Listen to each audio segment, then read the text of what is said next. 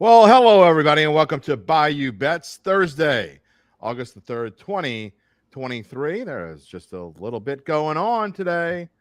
We're trying to figure out what we're going to try to make. We're going to try to make sense of it all for you. Before we get to that, though, reminder that Caesars Sportsbook is the official odds partner of bet.nola.com, and we ask you as politely as we can, at least for now. You don't join, if we don't go subscribe to Bayou Bets YouTube channel, I might not be polite about it next week. Who knows? So go subscribe. Do it now, no matter where you're watching. We say hello to everybody. It was Poppy's in the building.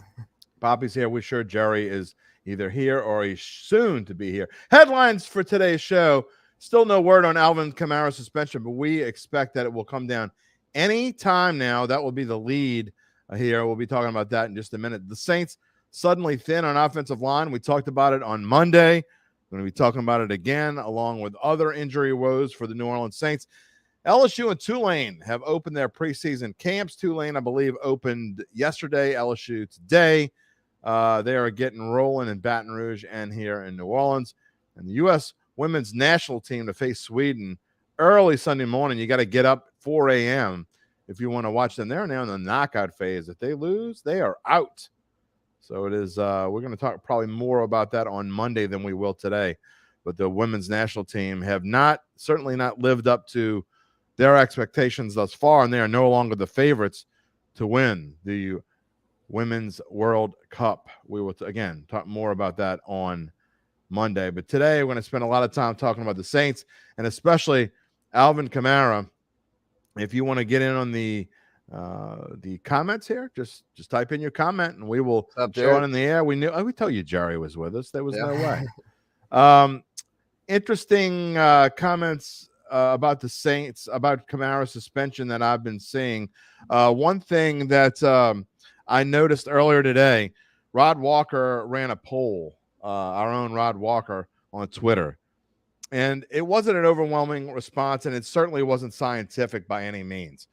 But he asked the question of how many games you thought, not how many games you think that Kamara should get, but how many games do you think Kamara will get suspension-wise?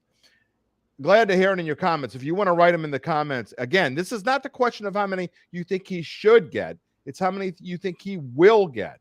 I expect to hear the results of this any day now. Not of Rod Walker's poll. We're going to talk about that here, obviously.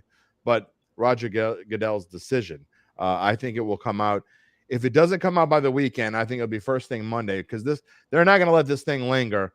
The Saints are going to know what they have to deal with, and Alvin Kamara is going to know what he has to deal with here coming up very shortly. They're not going to let this linger on. So if you have an opinion, go ahead and put it here, and we'll run it in just a second. But Spencer, of the poll, and I found this interesting. This is the optimistic Saints fan responding to this because 81.2% said that they thought he would get 4 games or fewer, including my own son who does sometimes. I'm just going to say he's a 25-year-old moron at times. This is one of those times. He thinks he shouldn't get anything. It's just a misdemeanor. He didn't do anything. It's no big deal. 31.2% 1 or 2 games, and that's only because there was no option for no games because he's going to get suspended. It's already been said. What's your opinion, Spencer? How many? Now, I'm not going to ask you how many you think he should get yet. I will at some point, but how many do you think he will get?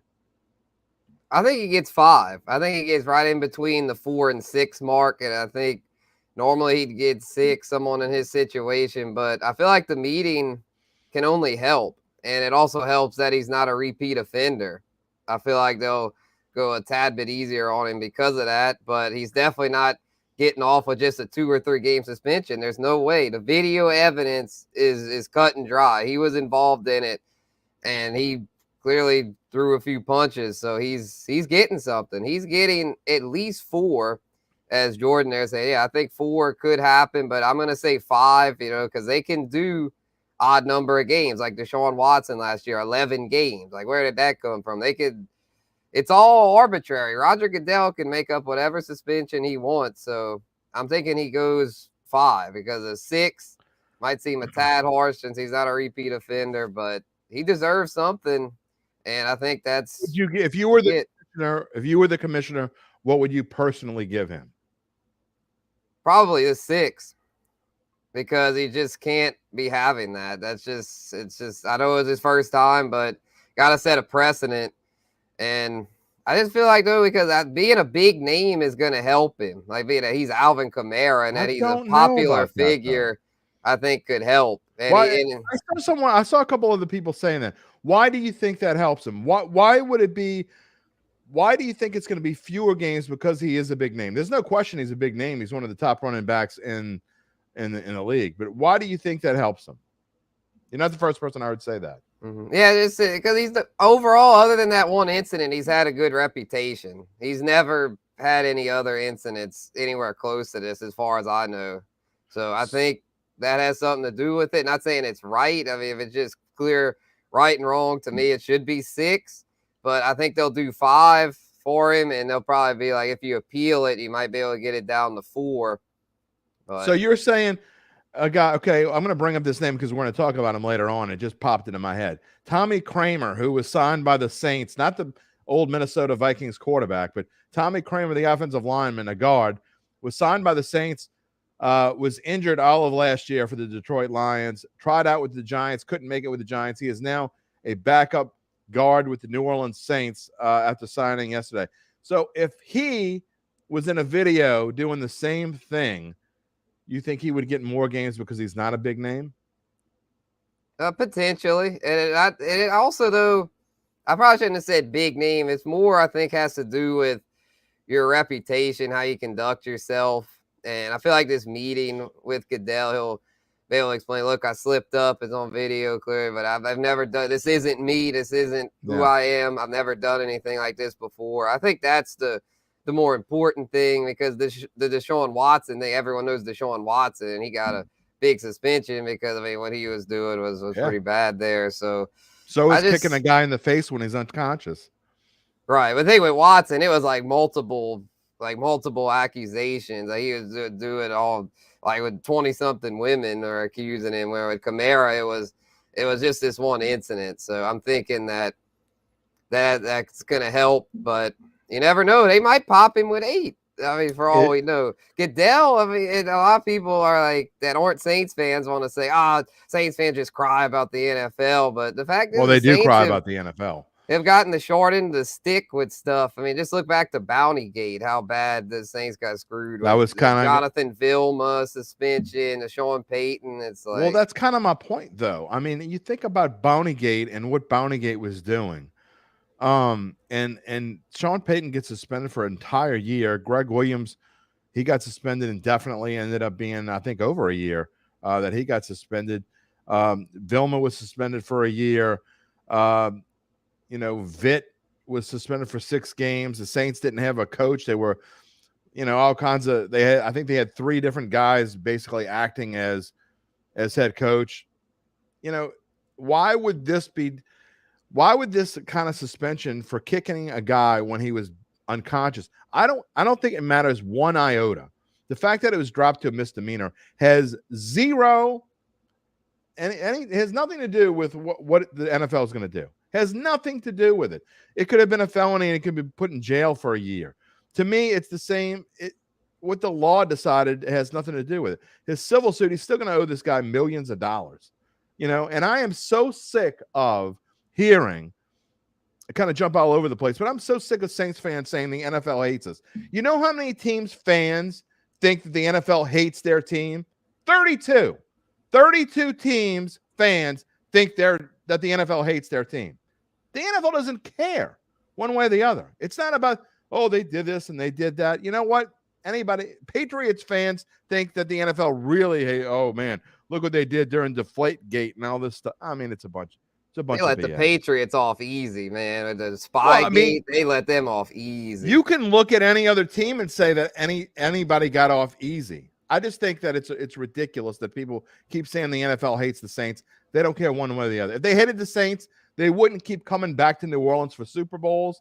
And they could have easily let the Saints go to San Antonio or wherever they were going to go. I mean, You have evidence. What is your evidence, Dionysus? What is your evidence that the NFL hates the Saints? There is no evidence. The NFL does not hate the Saints. I have to keep saying. Zoe says, except for the Bears, she says even God hates the Bears.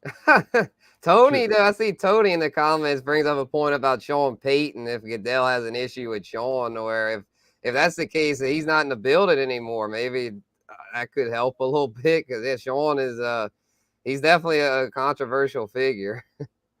Well, I mean, sometimes you just need to shut the hell up, right?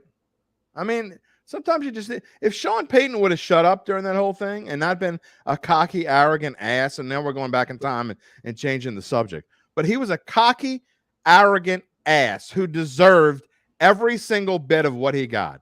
If he had just shut the hell up, the Saints wouldn't have been punished nearly as harshly, and neither would have he. He basically just wasn't going to let this, the NFL's not going to do anything. He basically tested him. You know what, Larry? You can tell me to shut up. Maybe I'm not. Am I not supposed to talk on my own show? I'm sorry. I'm giving my opinion, but you know what? I've said it for years, and I'm going to keep saying it. If you think the NFL hates the Saints, you've got a problem. You've got a problem. That's all there is. You've got a problem with yourself. I mean, I understand the sympathies, though, because there have been some kind of questionable situations here. Jerry says Sean Payton was an ass with us, and he's currently an ass now. All right, Barry says he thinks Kamara's going to be out for 4 games. Back to the point of how this all started. I think 4 games I agree with you, Spencer, that 4 games is the absolute minimum. Larry, we just lost Larry. He says he's never going to listen again. Oh, wait, hold on. Does anybody have any sleep medicine that I can borrow just for tonight? I'm going to really have trouble sleeping tonight. We're going to lose Larry. I don't know. What are we going to do? I'm really going to be upset. Karen says they don't like us. Okay, well, anyway. I mean, I will say this. I feel like when it comes to close situations, like it is more in game situations, big market versus small market. Barry misses Larry already. So do I, Barry. We miss you. All right, look, let's get this thing rolling, because we do have other things to talk about. I knew we would talk a lot about Alvin Kamara today, but it's kind of devolved into other things. I think I agree with you, Spence, that 4 games is the minimum. But personally, if I were, I asked you that question for a reason, because my answer is I think it's going to be 6 games is my guess on how many it will be. El Rey thinks it's going to be 6 games. That's how many I think it's going to be 6 games. But if I were commissioner, it would be for a season. I mean, what he did is irreprehensible. Is it reprehensible or irreprehensible? Whatever it is, it's unforgivable. I don't care if it's your first time, if you've never done anything wrong in your entire life, and you were drunk beyond compare, and somebody called you any name in the book and were telling me that, like Larry, they don't want to hear me talk anymore. Okay, I don't care what the reasoning is. You don't kick a guy or a lady, a guy, whoever, a human, or anything else that has a beating heart, like he was kicking it over and over repeatedly. There's video of it. I mean, you just don't do that. And to me, if he was anyone else, if he was a normal person, they would have never dropped this to a misdemeanor. It would have been a felony, and he'd be in jail right now. This would have been settled a long time ago, and he would have probably been put in jail for multiple years. If his name wasn't Alvin Kamara or a name that people know, it's just simple. I mean, it's simple. So if I were the commissioner, he'd be suspended for a season. But he won't be. I agree with you, Spencer. I think it's going to be 5, 6, 7, maybe 8 games. I think it's probably the max. But, I mean, there's no excuse for what he did, no matter how nice a guy he is off the field. I'm just ready for it to be resolved, dude. I just can move on and figure it out for, hopefully it's resolved for our next fantasy show. We can break down the ramifications of the suspension, and maybe Larry will come back. Well, you know what? If you want to hear more, if you don't like my opinion and you don't want to hear any more about what I have to say, then you don't want to listen to Datitude tomorrow morning at 10 a.m. because that will be a major part of my monologue tomorrow. And I'm going to have Larry Holder of The Athletic is going to come on. Larry, obviously, we've worked together for a long time, and Larry covers the NFL for The Athletic, and I'm going to get his opinion. He may feel like a lot of you feel. I don't know, but my opinion is not going to change between now and tomorrow. Maybe we'll have Deonis asks, did we ever learn what happened? As far as the suspension, I'm assuming you mean like how long the suspension is. No, we haven't learned. If you're asking what we learned, what Alvin Kamara did, you can Google it and find the video. It's very easily found. Barry asks, how will Kamara missing the first 4 to 6 games affect our predictions on the Saints opening record? Well, it's funny you should ask, because that's what these numbers on the screen. And I kind of said this Monday. I think that these numbers are going to go up. I think the Saints odds to win the Super Bowl already at plus 4,000 at a lot of places, Spencer. I think they're going to go to plus 4,000 at Caesars, may go up in other places. I think their odds, the chance to win the NFC South change. I don't think they change drastically, because we've seen quarterback's really the only position that changes a team's odds. Maybe a Cooper Kupp might change them or something like that. But I just don't think they're going to change all that much. They might go to plus 150 instead of plus 120. Saints to miss the playoffs, I think that goes down. I think Saints to make the playoffs number goes up. So I think it's going to be more of the numbers will change, but not a whole lot. Yeah, I don't see them changing too much, because I think the odds makers are factoring in this looming Kamara suspension. Unless the suspension ends up less or more than they're thinking, then I don't see these numbers changing too much. But it'll be interesting, because if the books are thinking 4 games and it ends up 6 games, then you might be able to get the Saints at a little bit better value. Does it change your opinion on the Saints over under right now is 9 at some places, 9.5 at others? They're over under win total. Does it change your opinion on that? If he gets suspended for, let's say he gets suspended for 6 games, would it change your opinion on that? Yeah, I think so. I would probably, if he gets 6, I'd take the under. Where if he only gets 4, I'd be more tempted to take the over, because I think he's still a very important piece to this puzzle. I think it's super hard to bet on or against the Saints right now. I think until, and not just Kamara, I think the next topic that we're going to go into when it comes to the Saints is the offensive line and all the issues that the injuries are piling up. I mean, we talked about Trey Turner, whom they signed to bring in for depth, and then he goes down. Then now we're talking about Andrus Peat hurt again. And Rod also wrote that Andrus Peat has been an average of 10 games. He's played 10 games per season the last 4 seasons in a row. You're talking about a little bit more than half. I mean, that is not acceptable. So, I mean, and now they're not even telling us the extent of the injury of Andrus Peat, which leads me to believe it's a lot worse than what it is. I mean, I don't know. Spence, you can tell me, but I'm super worried about where this offensive line is right now. Yeah, it's looking pretty rough. It's just the fact. James Hurst is okay, but he's not someone you want starting. Yeah. You want him more as your 6th O lineman. And so with him probably having to play left guard, you're basically putting all your eggs in the Trevor Penning basket. 100%. Last year just wasn't very reliable. Hopefully he can get healthy this year, but it's just so many ifs. Too many ifs. I feel like what ifs? Like this team is supposed to be a win now team, and for a win now team, he just brought in Derek Carr, who, by the way, Wilson is way better than Baker Mayfield. I'm gonna get into my rant about that. That's. I'm glad you brought that up, Wilson. That'll be my rant later in the show, so stick around. But the fact is, if the offensive line is suspect, Derek Carr's not going to have the time needed to really be at his best self, which was the issue with the Raiders, why he would have his struggles with the Raiders and why he was always so, as good as he was at times, he'd make some bad decisions because he would take a lot of hits, didn't have the protection. And coming to New Orleans, he figured he'd be in a better situation. But so far, there's just a lot of issues with this team. Mickey Loomis he's had his good moments, but he's also had some bad moments. I mean, as far as bringing in the right pieces, and he better hope these pieces he has now can play all the snaps, because the depth behind them, and I know you're going to get to that later in your rant, Jim, is really suspect. Yeah, and Mr. Horace, that's exactly where I'll be going with in my rant. I will be talking more about the offensive line in just a moment. Mike Robichaux has a good question. It doesn't have to do with any of the topics that we talked about, but does have to do with the Saints. What am I hearing, or what are we hearing about the rookie defensive tackle Brian Bresee? Will he start? I think he's going to be. When you're talking about defensive line, the way they rotate in the defensive line, you might have 13 or 14 guys who qualify as starters on the defense because of the way they rotate them in. So I don't know if Bresee will actually be in the first snap of the 2023 season when they play the Tennessee Titans at home. I'm not certain that he'll be in there, but he'll be in there in the first quarter, if that makes any sense. At some point in that first quarter of that first game, Brian Bresee will certainly be on the field. Everything I've heard so far is positive, Spencer. It's surprising that they haven't talked about him all that much. I've not had a chance to go out to camp yet.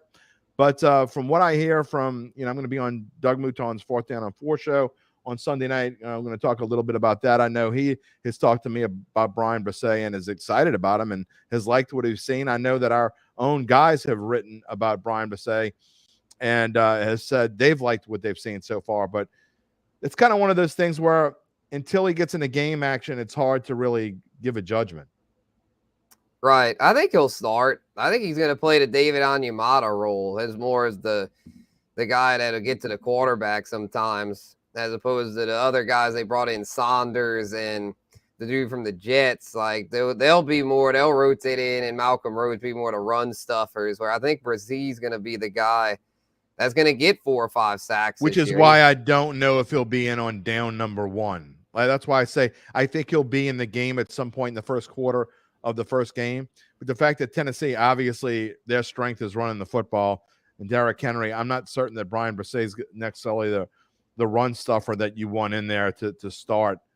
So will his name be listed among the starters? I'm not sure, but I don't know that matters. Again, you have a rotating door in the defensive front, especially a tackle, where you'll have I don't know, 6 or 7 guys that technically could be listed as starters because they play so much. But will he be in there and play one? I don't know the answer to that. So I'm gonna go out on a limb and say yes, because he's a first round pick, and I think he's gonna lead the defensive tackles and snaps. I really do from day one. Well, those young guys can do that. Before we move on, we'll show you the current odds, Super Bowl futures for this coming season. And Kansas City Chiefs, obviously they're the favorites to repeat. But at this same time last year, Spencer, the Buffalo Bills were the favorites to win the Super Bowl. Kansas City was down there around plus 900, plus 1,000, and a great value. We kind of talked about values the other day. Let's talk about a couple of teams we haven't talked about. What do you think about the Cincinnati Bengals at plus 1,000? And I think there's no more overrated team on this list than the Detroit Lions. No way they should be plus 2,200. Oh, I don't know, Jim. I mean, I was going through the Lions schedule, and I mean, the NFC North's pretty weak, and also they really improved their defense this offseason. I like what the Lions. I'm buying the Lions. I'm buying. Okay, 2,200. You're buying them. I might put $5 on that. I think in the NFC, with my current record projections, the only team that I have with better regular season records than them are the 49ers and Cowboys. I've did some more research. I got to say I'm with you on the Cowboys winning an NFC East. But I have the Lions and Eagles as the only other double-digit win teams in the NFC. Today we're doing our NFL team previews, by the way. You can find them on all these same channels. We run them every morning, Tuesday through Friday. A new team. We go by division in alphabetical order today. We're still doing the NFC West. And today was the San Francisco 49ers. And, one of the things I was talking about with the 49ers, Spencer, was that I think that they do have an easier schedule, but I think they have a lot of issues to work out. And the 49ers worry me in lots of ways. I don't know how this quarterback situation is going to work itself out. I know that they're going into the season with Brock Purdy as their quarterback, which leads to Sam Darnold as the backup. Trey Lance, is he going to get traded? Is he just going to sit on the bench as the third-string quarterback?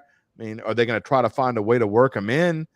That's such a weird situation. I think that's going to cause some problems down the road, Spencer. And also, that number 1 defense from last year, I know they brought in Javon Hargrave, and that is a fantastic addition. A crazy salary, I think $84 million over 4 years, which is more than any running back's getting. But they lost 4 starters elsewhere on their defense, and I think that's going to affect them as well. Yeah, they're not quite as strong on defense. They have enough talent, though, especially on offense, to where they could put pretty much anybody at quarterback and they'll do well. Yeah. I feel like they've got enough talent with Christian McCaffrey, George Kittle, Brandon Ayuk, and Deebo Samuel to where it's like you could put Baker Mayfield back there and they'd probably still win 10 games. So Well, you look at their odds, and this is a slide that I just happened to have left over from this morning. I'll put it up there. But to me, to win the division at minus 200, there is no value on them whatsoever to me. And again, you look at the numbers from last year, and you're like, well, they were fifth in offense. They were first in defense, but I really think they're going to slip in both of those spots going forward. And I think that losing what they lost on defense, along with losing Mike McGlinchey on the offensive line, is going to be a big deal for them. We'll find out soon enough. Yeah, it'll be interesting. I think the Seahawks are on the rise. They could be. I'm a little skeptical about Geno, but if Geno can take another step forward this year, then look out for the Seahawks. So they really beefed up their defense. They should be better on defense this year. We'll talk more about the NFC West and our overall projections in our Monday show. Tomorrow, I will wrap up the division with the Seattle Seahawks and my prediction, and whether I think that Geno Smith will be as good as he was last year, and whether the team as a whole. We'll just say that I'm not the biggest Pete Carroll fan in the world. I still can't get over not running the ball with Marshawn Lynch in the Super Bowl, but that's a whole different story. Maybe the Seahawks will surprise us. Maybe I'll surprise you tomorrow. We'll find out. All right, moving on before we finish with our rants. By the way, we're going to come back to the NFL to finish. Both of our rants are NFL related. Mine is on the Saints, and Spencer's kind of making fun of the Tampa Bay Bucks a little bit. That's coming up in about 3 or 4 minutes. First, we want to talk about Tulane's possibility of moving to the Pac-12. LSU Tulane opening their preseason camp. Everything is fine and dandy. One thing before we get to Tulane joining the Pac-12, a little nugget that I saw just a few minutes right before we came on the air, little note that Brian Kelly said that LSU is going to be the most transparent team, and I'm kind of paraphrasing, the most transparent team in the country when it comes to injuries, trying to get ahead of all these betting scandals now in college. We saw the thing with Iowa and Iowa State the other day. It's rampant. And we knew that with the sports books opening in all these states that there was potential for this to be a topic of conversation. But Brian Kelly is jumping out ahead of it and saying, you know what? I am going to be super open and tell everybody who's hurt to the best of his ability. In other words, he's going to be the opposite of Sean Payton and Dennis Allen. I'm glad he said that because, college football's got to get better at injury reports because it's so does any NFL.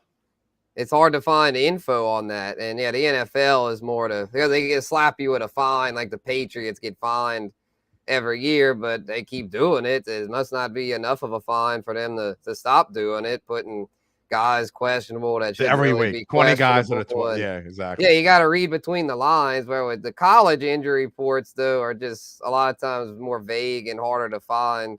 So, but I'm glad he said that. Hopefully, that's a movement to have people get to be more informed and have less risk of being some like shady insider stuff. Yep, I agree. I think that's going to be a big deal, and I think you're going to see other schools joining that fight. I think they will do everything they can to avoid that. They will probably they're definitely monitoring their own kids. I mean, their own student athletes are certainly going to be monitored 24/7. They find that any of their student athletes are betting, they're not going to be playing. I promise you that. Moving on to Tulane again, we're just going to talk about this for a couple minutes because I do want to jump to our rants as we get close to wrapping up the show today. The rumors are getting hot and heavy. Tulane potentially joining the Pac-12. I've seen a lot of places now where they're one of the favorites. Pac-12 is going to add a couple of teams, I think, when the season's over, losing UCLA and USC. In Colorado. So they're going to be adding a few teams. Is Tulane joining the Pac-12 a good idea?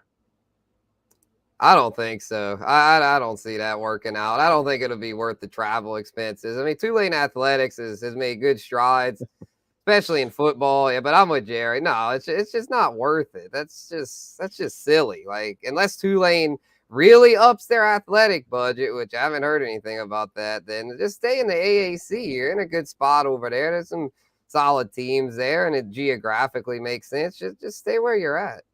I agree wholeheartedly, and I think one football season does not make it doesn't mean you should make a rash move. And we were talking about pre-production, how weird it is for some teams to be in certain conferences, and Zoe brought up Nebraska and Maryland being in the Big Ten. That's still weird. I mean, I know it's been quite a few years now, and that's weird. I mean, for me, I'm an old guy. I know it's probably not as weird for you because you've almost grown up with this now. But to me, Arkansas and Texas A&M, the SEC, is weird, especially in Missouri. I mean, Missouri doesn't belong in the SEC, for God's sake. They're not going anywhere, but they don't belong in the SEC. I'd rather see Oklahoma and Texas, and I know that's going to be strange to get used to. But to me, Oklahoma and Texas belong in the SEC more than a Missouri belongs in the SEC. I mean, that's like adding another Vanderbilt. Sorry, Vanderbilt fan out there. I mean, they're not going to win in anything. I mean, I don't right. Know. Yeah, wasn't it back Sorry, in the day? Zach Ewing. I think back in the day, it was the SEC had 10 teams, and then they added Arkansas and South Carolina to make it 12, and then like about 10 years ago added Texas A&M and Mizzou to make it 14. Yeah.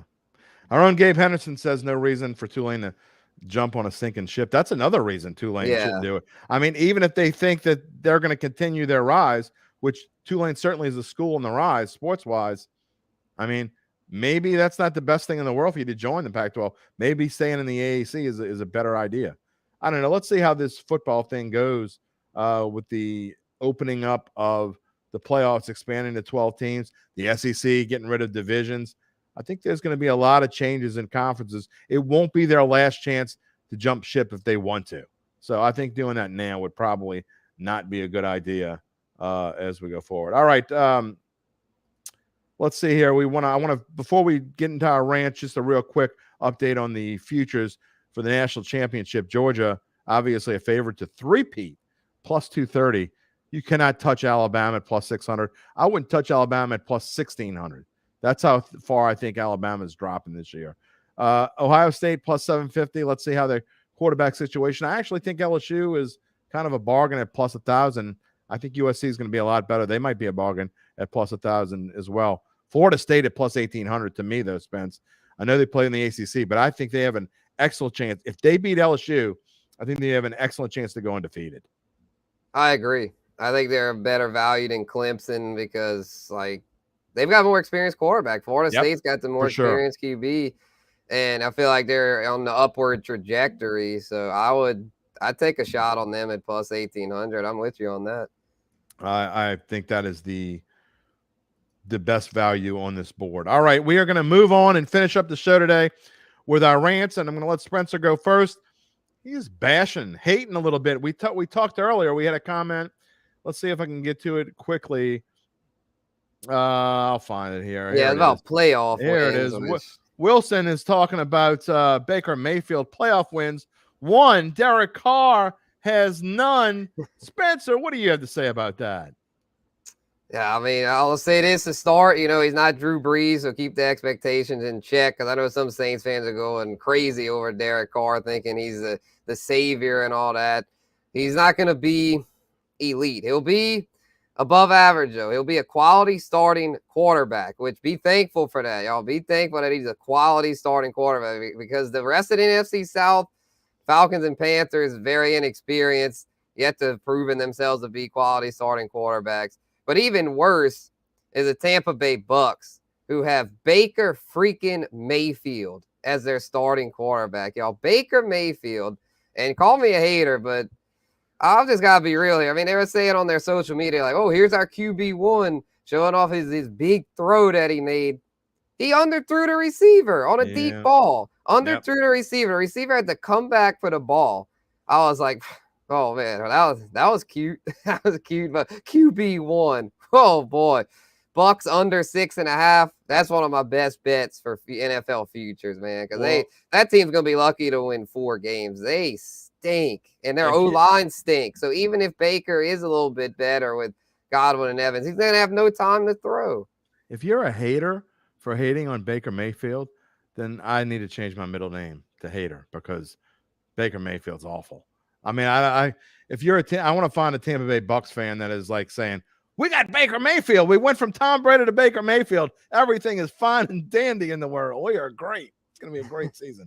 Yeah, it ain't going to happen. I'm with you. And I agree with Trav. Yeah, it was more the sake of the argument was to just say that just be thankful for Carr. Don't put him too high, but also just be thankful that he's above the rest of the crap that's in the division, especially way above the Bucks. So, God, I think Derek Carr is a top 10 to be. I think he's going to be a top 10 quarterback this year, assuming the Saints can get their O-line situation straight. Speaking of which, I want to know if any of you have heard the name Alex Pielstrom.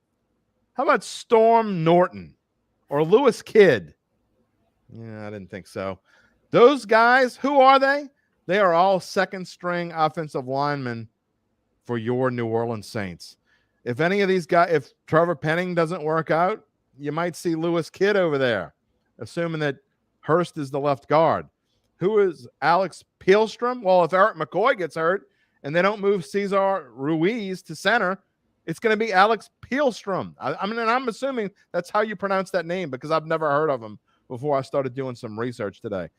To me, the Saints are, if they can't get their offensive line issues straight and real quick, Derek Carr's expectations of coming over here might be changed in a hurry. The good news is I think the Saints are in a decent spot cap-wise, and it would almost be a surprise to me if they didn't make some sort of trade before the end of the preseason, actually over the course of the next couple of weeks, and get some kind of guard help in here, or even if it's a tackle and be able to shift some things. We've already talked, Spencer, about seeing Saldiveri more in the preseason, and there's a chance that that Saldiveri is going to get more playing time. But do you really want a rookie guard who was drafted in the 5th round to be a starter? I mean, if he shows up, shows out, maybe he works his way in there. But I am scared to death. If you're a Saints fan, you got to be scared to death of the depth of this offensive line right now. Right, yeah, because these guys are they're not ready to start. There's a reason not many people have heard of these guys. You don't want these guys starting. So they're going to have to hope for good health, and that's true with a lot of the position groups. Receiver, too. I mean, with Michael Thomas. If Michael Thomas goes down, who's going to step up? So that's right. This team has depth issues. I'll be real. They have depth issues. They've got to get a good starting lineup, but depth is very concerning. So they better hope the starters stay healthy, or that some of these depth guys can miraculously step up. But I wouldn't bet on it. I feel like the best bet is to have these guys stay healthy. And see, Dirty says if that O-line don't block, Carr going to turn into that Sanford and Son truck. Dun, dun, dun, dun, dun, dun. You big dummy. Anyway, it's time to move on. Speaking of moving on, tomorrow, Datitude, we will be talking more about Alvin Kamara, probably a little bit about the offensive line, and I'm going to get Larry Holder's takes on who he likes in the NFL, maybe find some surprises in his value teams to bet on. All tomorrow on all these same channels. You'll be able to hear Larry and I talking live at 10 a.m. And then my monologue, I'm sure our friend from before, what was his name? Oh, yeah, Larry. Larry. Oh, his name was Larry, too. Larry probably won't be listening. He said he's never going to listen to me again. I'm going to find the nearest Walgreens so I can buy some melatonin and be able to sleep tonight. He won't be listening to Datitude, but I hope you will be. Monologue, again, about Kamara, Larry Holder about the NFL. We will see you tomorrow, and Bayou Bets will be back on Monday. Hopefully, we'll have a decision on the Kamara situation, be able to talk about that. Then Zoe is going to come on and talk about the U.S. women's national team on Monday. Hopefully, they won't be eliminated. We'll have some more to talk about. You never know. I mean, they haven't exactly been thrilling, and maybe we'll get into LSU and Tulane as they keep going in summer camp. It's getting close, boys and girls. Next week, we'll be talking about New Orleans Saints preseason football. Their first game coming up against the Kansas City Chiefs a week from this Sunday. Hall of Fame game, by the way. We never even mentioned it tonight. Browns and Jets. Oh, yeah. Jets are 2-point favorites. That's how excited we are about it. We didn't even make a slide for it. Don't bet on that. Exactly. All right, we will see you tomorrow in Datitude and Monday here on Bayou Bets. Thanks for joining us. Enjoy your weekend. For Zoe Collins-Rath, Spencer the Guru Urquhart, I am Jim Derry. Peace and love, my friends.